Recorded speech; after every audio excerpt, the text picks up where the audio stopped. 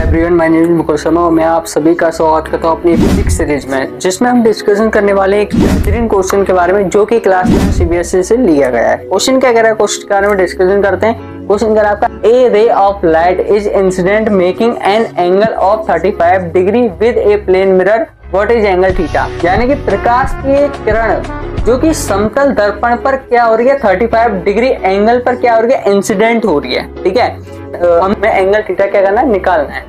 हमें पता है कि सबसे पहले ये कोई इमेज दी गई है। ठीक है, इस प्रकार से क्वेश्चन जो आएगा आपका बोर्ड एग्जाम में वो इसी प्रकार से आएगा और इसी प्रकार से एक इमेज दी गई होगी। ठीक है, इमेज में क्या करना है, सबसे पहले आपको सिंबल सी बात है, यहाँ पर एक बीच में एक नॉर्मल रे, सेंटर में यहाँ पर एक नॉर्मल रे क्या करनी है, क्रिएट करनी है। ये क्या होगी, नॉर्मल रे, नॉर्मल रे। ठीक है, अब हम बात करते हैं नॉर्मल रे से और इंसिडेंट रे के बीच में जो एंगल होता है वो कौन सा होता है, एंगल आई। और नॉर्मल रे से रिफ्लेक्टिव रे के बीच में जो एंगल होता है वो होता है एंगल आर। ठीक है, अब हमें यहाँ पर इंसिडेंट रे और प्लेन मिरर के बीच का जो एंगल है, ठीक है, यानी कि प्लेन मिरर का और इंसिडेंट रे के सेंटर में जो एंगल है वो दिया गया हमें 35 डिग्री का। ठीक है, और रिफ्लेक्टिव रे और प्लेन मिरर के सेंटर पर जो एंगल है वो हमें दिया गया है थीटा। वही हमें निकालना है थीटा क्या है।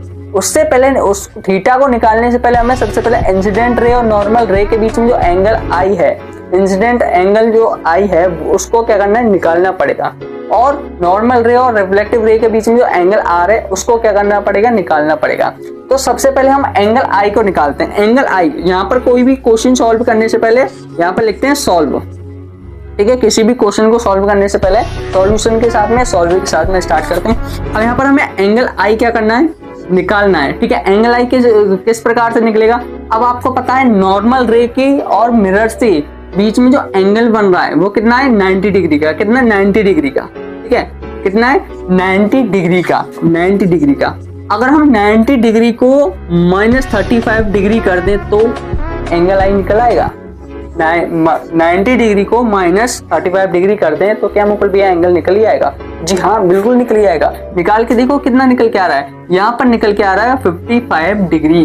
कितना निकल के आया, 55 डिग्री। और आपको पता है एंगल आई इक्वल टू होता है एंगल आर के, तो angle I equal to angle R equal to 55 degree. ठीक है, मतलब इस चीज का मतलब ये है कि एंगल आई भी 55 डिग्री है, एंगल आर भी 55 डिग्री है। ठीक है, अब हमें एंगल आई निकल गया है, हमारा कितना निकल गया है, 55 डिग्री। एंगल आर भी निकल गया, कितना निकल गया है, 55 डिग्री। अब